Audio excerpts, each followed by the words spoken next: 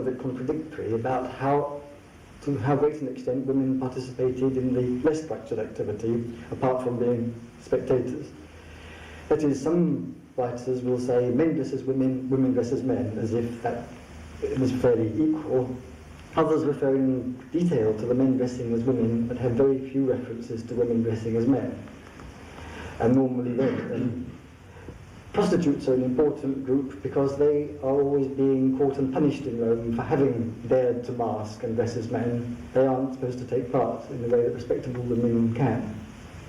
My impression is then twofold, that as far as formal proceedings are concerned, women have rather a small part, but as far as the informal proceedings are concerned, the part that they have means more to them because they are more restricted normally. Just being able to go about the streets without an escort is such a big thing for them. As to the transvestism, well, one presumes that for a small minority of the population, these conventions might afford an extra pleasure, but I'd be very suspicious of any attempt to do a psychoanalytical interpretation of the fact that most Venetians are dressing up in this way. I think that would be a confusion of public and private symbolism. I think so. I think it was the French film, and in your essay, they referred to the fact that it didn't matter at all what the disguise was, as long as the person was unrecognisable. And so I'm wondering whether we ought to attach too much importance to specific forms of disguise rather than to the general fact of disguise. That suggests something about the size of the community in which these practices were generated, doesn't it? Because there's no point in wearing a mask if you're in the city of London today.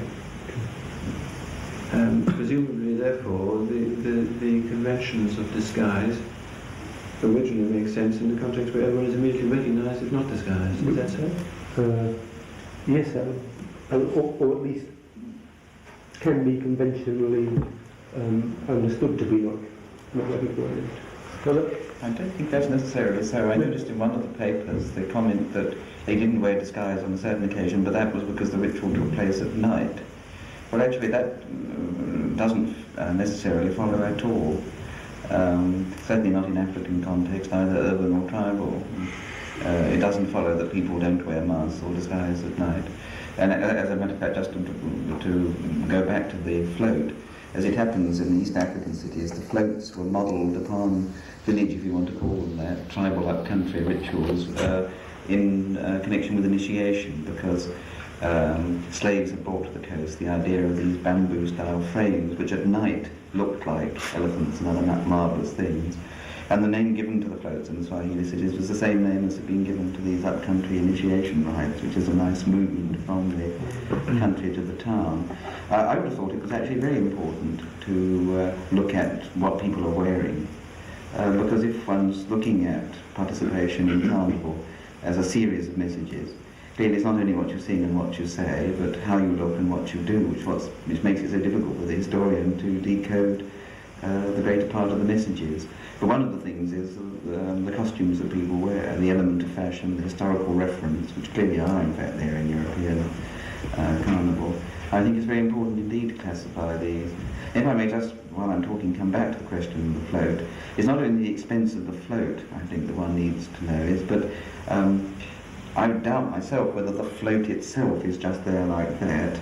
The float is presumably presented by a particular group who are the clients of, or who are the denizens of a particular road, and who consume wine and whose expenses in these wider ways are paid for perhaps by a patron, perhaps by themselves. It's those kind of representative and economic factors that one needs to look at, as well as the more specific expense. There was a float with a witch in one of the Spanish ones, wasn't there?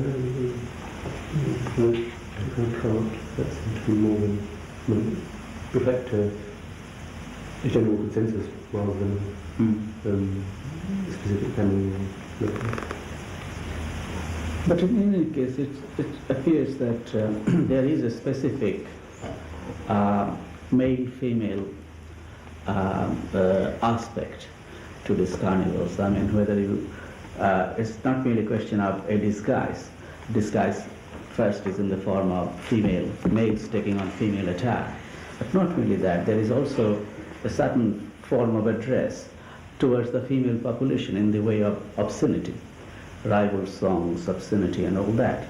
And if we take the two things together, obviously, it seems to me that a particular male gesture is being made to, in the first place, the female population, and possibly eventually to the community as a whole. I don't know how to explain this, but one can see again as a universal that this occurs in your culture area, it occurs in Kim Marriott's Indian village too. And one obvious explanation is, of course, to try and interpret this in terms of role reversal, rebellion, safety valve sort of way. I don't know what to, how I've been trying to sort of grapple with this one in terms of what Freud has to say about obscenity, obscene language, in his famous work on jokes. Now, you'll recall that Freud says that it is not enough for the male to have an illicit kind of desire for the female. It is important for him to verbalize this. But if he verbalizes this, just the female concerned, he might produce exactly the opposite of what he desires. The female will probably, thanks to her natural modesty, rebuff the male. And therefore Freud goes on to suggest, I find the suggestion full of sort of meaning at various levels, that smut, he actually calls it smut, smut involves three parties. The male, the female to whom the smut is addressed, and a third party. Now, Freud's explanation, you'll recall, is this, that the female resists obscene language and obscene suggestions, and therefore the male perpetrator of the obscenity must get an ally of his own sex, or a number of them, to support him in this, asking them to witness his act, and thereby, to the extent that others witness his act or hear it, they become party to it. And therefore, by, in a way, smearing the conscience of the onlooker or of the, of the audience outside the two, that is the male and the female, the perpetrator of the obscene joke, of smut, involves the entire community. Now, I have a feeling that it's quite possible that obscenity, and I will take for the moment transvestism as a form of obscenity, as against verbal obscenity, which comes in the form of rival songs and jokes and so on and so forth. I'll call it iconic obscenity. It's seen. Now, there are two forms of obscenity, one that is heard, one that is seen. And by this obscenity, a dialectical process is achieved. At the moment that the male population addresses themselves in terms of iconic or verbal obscenity towards the female population, the community is divided. Secondly, the male population, by the very fact that they are perpetrating an obscenity, they involve the rest of the community as onlookers and as hearers in this act.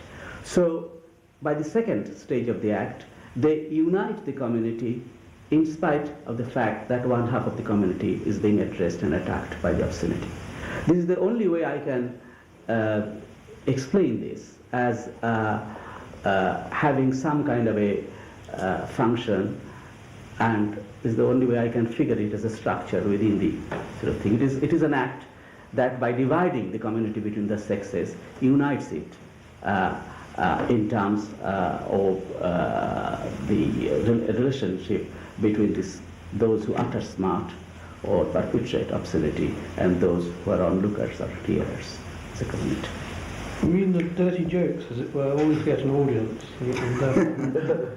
Well, I mean, as I just explained. The audience of the sort of public setting carnival. Check my ethnographic memory, which is now 20 years out of date. My memory of life in an Indian village, in terms of obscenity in this public form, was seen more directed from women to men. That is, if you think of the situation in wedding parties on certain occasions, I mean, and in Holi as well. It's not just Holi, but I can remember almost any time the women in the village went out anywhere as a group, not as individuals, and they came back and the men were watching.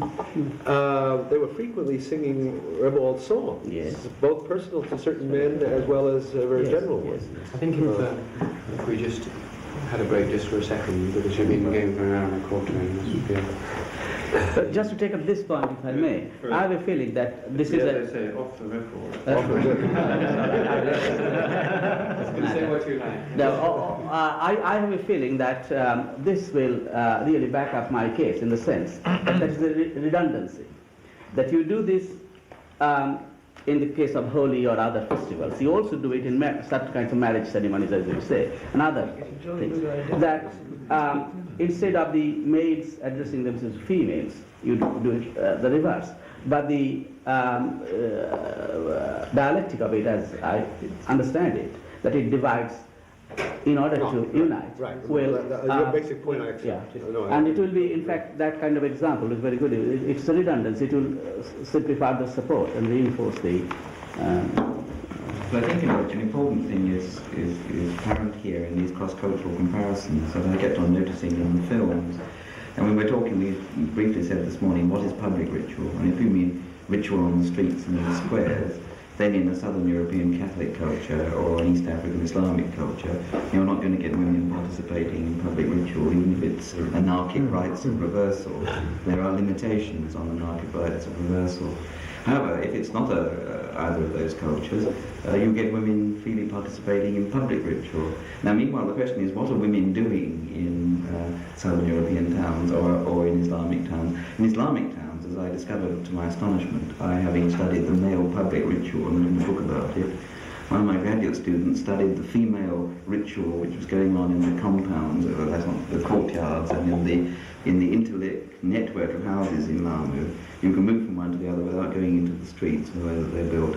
And she had come up with a whole network of female dance associations and poetic associations competing with each other. She had no notion, because she only talked to women, that they were the female wing of my associations. I had no notion, because I only talked to men, that there was. When you put the two together, you saw that in fact the female competitive activity behind doors was a part of, and just as important as, the male competitive activity in the streets. Now, I don't know whether there's any parallel in Southern Europe or not. Well, I was thinking of what you had in your piece about the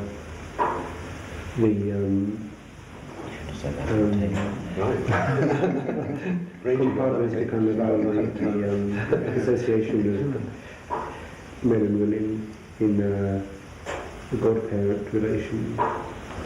I mean, yes, you said it was I mean, there was the verse that you have, it was a festival for women, and this was expressed, and if you didn't get a boyfriend at this time, you'd have to wait until the next time round.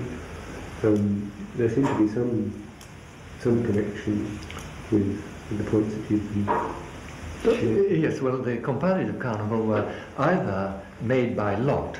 There were games of chance you could play, rather like Paul James's, which we used to dance in our childhood, whereby they were boy and girl were thrown together by chance, and after that they went on as compadre and as compadre and comadre. And I think also they were made by agreement as well.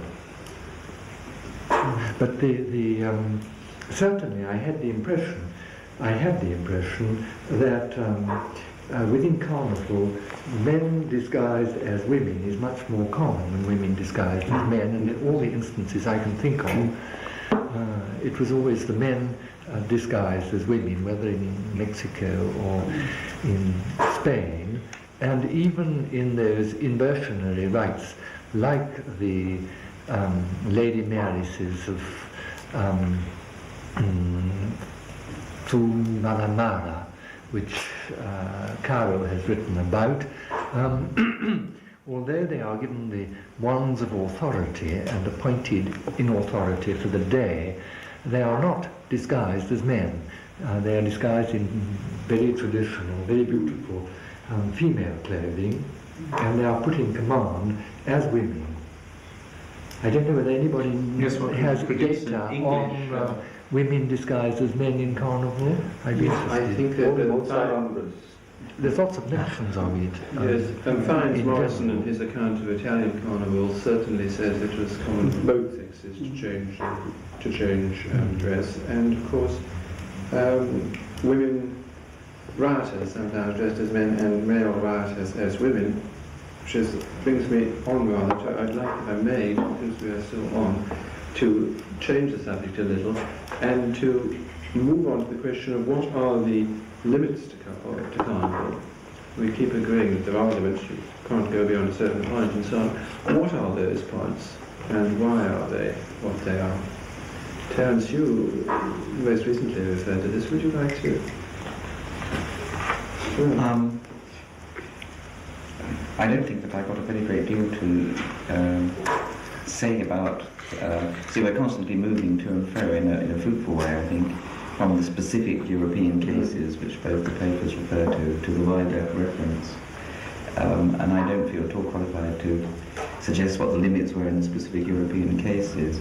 I think all I'd say is once again to come back to this question of the balance, the organisation, the patronage, the movement out of popular carnival of the ruling classes and so forth.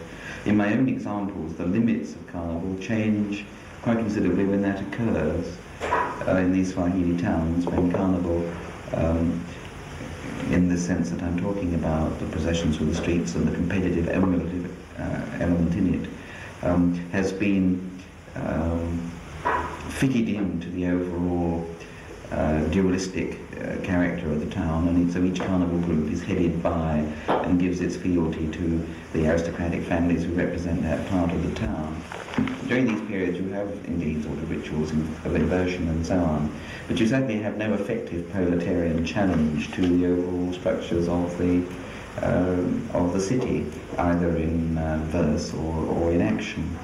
Now, as late as the 20th century, in this particular instance, you get the ruling groups withdrawing, and curiously enough it's largely connected with a kind of Islamic bourgeois ethic against waste and expenditure. Then, defiantly, the sailors and porters and so on form their own association and say, we are as good as any Arab, we can raise money ourselves, we'll show them, we'll make it even more splendid. And you begin to get really, not class-conscious songs, because that isn't a class situation still, but you begin to get really abrasive anti-aristocracy, anti-Arab definitions of what Malmu civilization is like. Something very much more polarized, and something which is sort of redefining the limits of expression during Carnival. I'll ask Keith, actually, if you would elaborate a little. I mean, you were thinking of what disguises in Rebecca, right? Yes. The sky and the shift from male-female clothing. If I could just push it to a point that you made earlier about masks being disguised, because in these cases, I mean, people weren't concealing their faces, whether they were just shifting their clothing. Well, I want to ask that. I mean, you made this interesting point about the town and country, and in this sense, when I've seen masking, by and large, it really concealment of the total personality really has not been the main aim of it. I mean, I think most people, except perhaps young children, when I've seen masked dancers of various kind, I mean, have known that A, these are human beings that are there, and B, they've probably known the human beings themselves. I was reminded actually recently, looking in the Volksmuseum in Vienna, where there was some pictures of from 1910 of some of these Perchten drama plays that were being formed. But they had these elaborate masks here, but all their own clothes down here, and you can obviously tell from their boots and things like this who the chap was. In any case, it was a small area. I mean, they weren't being totally concealed. In this case, it reminds me of, I mean, there are a lot of things that are happening with masks. In this place, they were frightening children. They're in like an initiatory rite. I mean, the children were scattering around. But anyone else, would know who they were. I mean, they weren't actually concealing their total personality in that way. And perhaps sometimes the most important part of masking is the revelation, and not the sort of continued disguise. I always thought Father Christmas was rather letting the side down if he showed his boots. But on the more serious point, yes. What I was wondering was this more general tendency of the imagery of carnival to carry over into movements of popular protest or sedition. This is a well-known feature of Europe in the 17th and 18th century. Are there instances of actual rebellions, sort of emerging out of? Yes, And the Carnival of Romans in the 1580s was thought one of the best known French examples, but it certainly isn't the only one. But that's a religious massacre, isn't it? It begins as a carnival, it ends as a massacre, which some people interpret as class war, other people as faction fighting, and others as religious. And there are only three primary sources, and they contradict one another on this. But anyway, what began as a carnival mock battle ended with the peasants being, as one source says, massacred like pigs. It's quite clear if you adopt a safety valve theory of these kind of things, or a Richard Barron idea, the damn thing's not going to work every time. I mean, sometimes the safety valve's not going to work, the kettle's going to blow out. I mean, it's intrinsic part of the development thesis. Your theory is always... He didn't argue himself. It does. I mean, it's... The Jews, after all, are there presumably as an enemy body within the Christian community, and they're being made to run naked to the streets or whatever. Yes, I'm sure that would fit the Ranajit interpretation. Community solidarity is reaffirmed by this attack on the outsider. What did you represent usually as well? And all sorts of other things. There's a phrase in one of the Roman carnivals, these two-footed beasts are going to have their race. So they are seen as non-human. But if one comes back again, as I'm sorry to keep on doing, to organisation, I mean, this is another element in it. Carnival is a way of getting people together.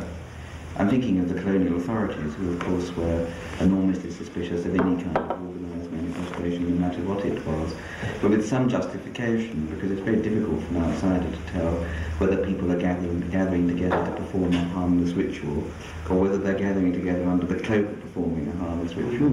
And I still don't know quite, and I don't know whether my parallels are parallel or not. I don't know what forms of organisation underlie a carnival in these Renaissance cities, but certainly in the cases that I'm thinking of, these do constitute, in a sense, companies with their own officers, with hierarchies, which can, under certain circumstances, be mobilised, usually to fight each other. Like the Reds and the Blues and the Greens in Rome, or whatever it was, they usually fight each other, but one can never tell where this is going to lead, and where that kind of contestation may go. So that I think that if one thinks of it in terms of organisation, and however temporary, bonds of relationship and some kind of partly mimic but partly real hierarchical structure. As people have said in the papers, I remember, that carnival is a way of affirming a desire for equality in a genuinely hierarchical structure. Actually, it seems to me often carnival imposes its own hierarchical structure, or within it has a hierarchical structure, which seems merely mimic, but in fact is real and gives prestige and gives authority. But that particular thing, possibly one could, what you just said, possibly one could formalize it in terms of what Peter suggested in his paper for his intervention, as there being two legs on which carnival does stand. One is the official culture, another is the popular culture. And therefore, I think one of the limiting cases of a carnival would be when there is a contradiction between the two, and an antagonistic contradiction between the official culture and non-official culture.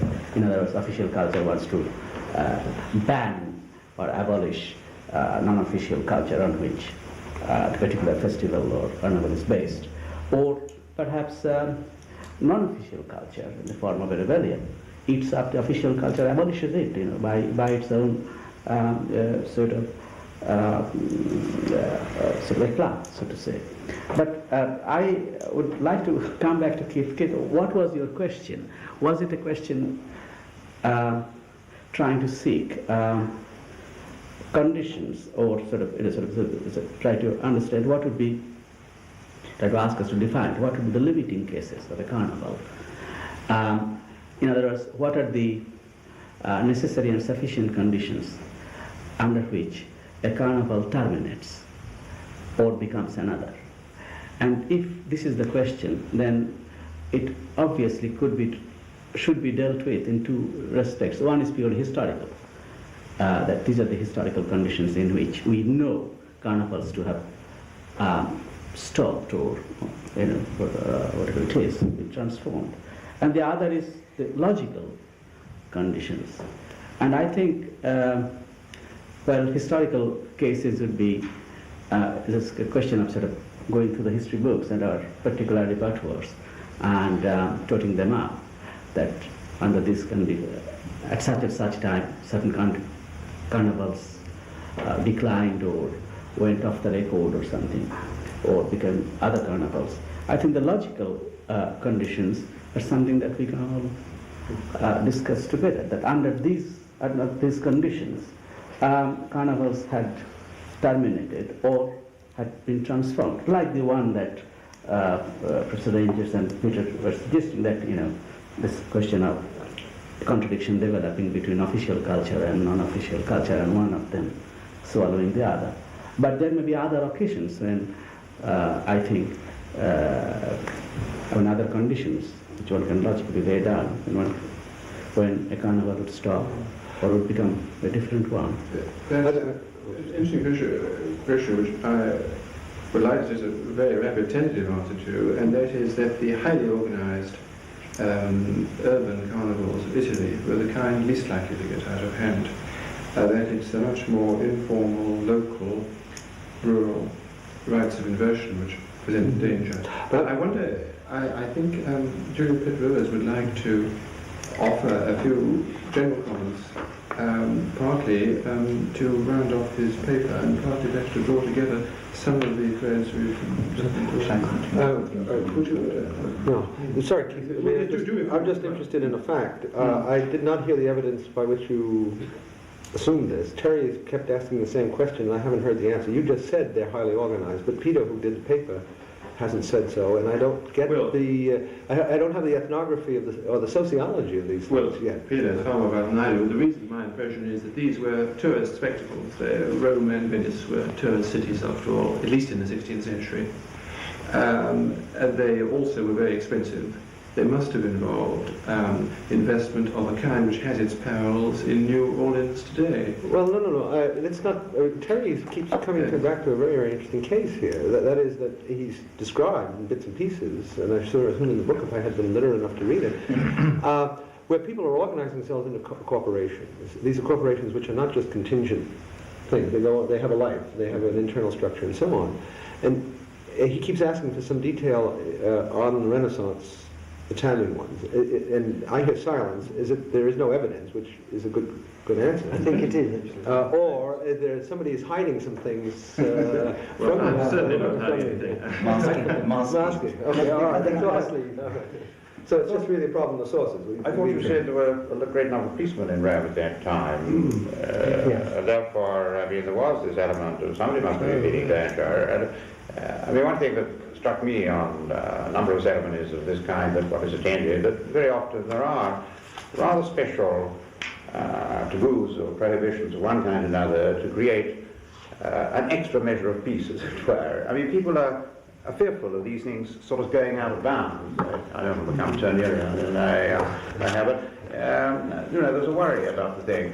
And I'm reminded, actually, of the... it may have been the rights you're referring to of Bosman in the 17th century, if that is the author, who spent incidentally a considerable time in Ghana, I think 15 years on a case. and the place where he was mostly at, Milanzar, was noted for the Asafo parades at different times of the year. Now, looking through the colonial records on this, they're constantly referred to as the Asafo riots. And the colonial authorities were dead scared. They sent various district commissioners to write reports. We've got very good reports now. But these parades with these companies, admittedly they were sort of military companies in a sense, I mean they weren't simply fishmongers' guilds and so on, parading through the streets, were times of great tension to the colonial authorities, who classified all these parades as riots there if anything got out of hand, and were desperately afraid that something was going to break through at that particular time. Well, the boundary was very close between a rebellion, as they saw it, against colonial authority and the actual procession. And that is the trouble with July situation, isn't it? But can I just say that Natalie Samuel Davis does talk about associations with her abbeys of misrule. Now, I'm not literate enough to know whether these are connected with Carnival or not, but... Well, they sometimes are, aren't they? And they organise it in Nor, as I remember. No, but I thought surely fraternities are commonly concerned in organising spectacles and Yes, but what we've got are just tantalisingly brief references that either crafts or regions of the city helped organise, but nothing financial. I haven't had the luck to happen on anything like Natalie Davis in terms of accounts for this kind of thing. But that's the area where there's ignorance. But as on the public order thing, there are literally hundreds of papal decrees issued just before Carnival showing that the Pope is normally very worried that the thing might develop into a riot. And in 1609 and 1709 in Rome it did. In each case, what they did was to travesty a Jewish funeral and then take it into the ghetto area, and fighting broke out. But perhaps relatively speaking... Was Carnival associated with pogroms at all? I haven't ever found an example. And I've never heard of anybody dying from the stoning they got when they were racing. And certainly nothing more spontaneous than that. But was the Papal Bulls Day Spectacular secretly concerned with bullfights, weren't they, too? A good many of them are. Masked men must on no account carry any kind of weapon, not even a stick. This is the kind of thing they reiterate. That's punitive. But all these cases are sort of, in a sense, penal terminations. That somebody comes in and stops the carnival as being undesirable or something, a higher authority. Is there any case? I think that's one of the conditions, of course. You see that one of the stools under one of the feet is taken away, the official culture of the other one. But the other case could be that a carnival becomes totally transformed and becomes another carnival, another festival, another something else, another ritual act, to the extent that its former existence is totally exhausted, and it is, in a sense, reincarnated. And this would be a case of code switching, basically. It will be code of, frankly speaking, a translation, act of translation. There is a game, children's game, in which in Bengali you can turn the word goru, which means cow, into gadha, which means ass, simply by shifting the morphemes. Goru, garu, gadha. Goru means cow, garu means a jug, gadha means an ass. Now, very often in translation this happens. Jacobson has a very interesting study of translations in which he shows how on basic sets of words, English and Russian have used different verbal symbols. As a result, you can go on producing the wrong translation in the sense by shifting the meaning just minimally, wee bit, over a whole range of words, until for the same sentence you get a totally different meaning in another language when you do the translation. Now, I have a feeling that, if we can call this code switching, it's certainly one form of code switching. There may be other forms of code switching. Does this kind happen in your case? In other words, if your carnival if you go on putting in new components to it, coming either from the official culture or, let's say, non-official culture, until the whole thing is transformed, also becomes different in its major components to the extent that the people to whom the carnival is addressed, they will recognize it as a different message or a different or something belonging to a different code. I mean, there are cases in Indian political movement when code switching was tried and this failed. I mean, the famous cases of the Ganesh festival and the Rakhi Bandhan festival. I mean, it's a very vital phase of Indian nationalist movement. I have that particular historical example of an attempt at code switching that failed in my mind. But I have a feeling that this is the second kind of condition under which a carnival might terminate. And then that you have the same kind of example from your department.